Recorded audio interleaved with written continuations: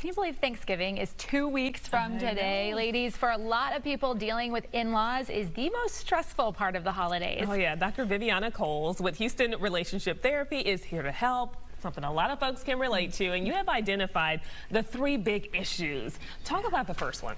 The 3 biggest, and we might have to do a part 2. I mean, let's be honest. Yeah. I'm very blessed with that. But so the first one would have to be when they're paying for things, right, and being very generous, but there are strings attached. And that can be a little uncomfortable because all of a sudden, I've seen it with a lot of my clients, they feel like they can have a say in how you're spending that money or how you interact with each other. So I would just be very mindful to get something in writing. It doesn't have to be anything super legal, but it is important to have the terms in writing so that you understand how you're going to get through this without feeling like it's lording, they're lording it over you. So, Right. All right. So it can feel like you're walking on eggshells a lot of times when your in-laws are there, and if they're stopping by a lot, maybe they live in town, and you're like, wait, you're here again? Why?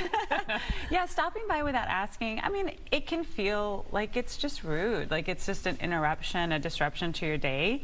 And if it's happening often, and if one person feels like it's kind of an invasion of privacy, it can be a real problem. So what I think you can do to combat this is put some dates on the calendar where you can say, we would love to have you come in on this day and this day. Does that work for you? Or maybe it's a set day once a month or once a week, just whatever works for you. But having those dates makes it to where they have something to look forward to. They obviously want to spend time with you and love you.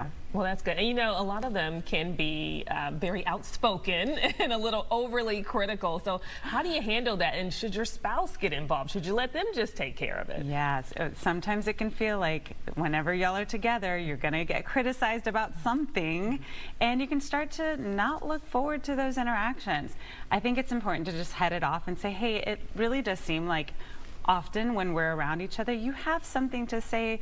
Maybe, it might not be a criticism, but you always have these recommendations. Put them down in writing so I can look over them so that I know that not every time we're going to be together, I'm going to start to bristle up and think, oh, let me brace myself for the newest criticism. Just put it out there, because if not, it will turn into resentment and you'll start to want to avoid each other. So put it in writing so you can ball it up and throw it. Exactly. My thoughts. They might have something important to say. They might, and you might do better consuming it in a different time when you're in a good state. Yes, okay. Exactly. Well, pick your battles, right? And that's the big message, I think, too, with in-laws. Thank you so much, Dr. Viviana. Thank you.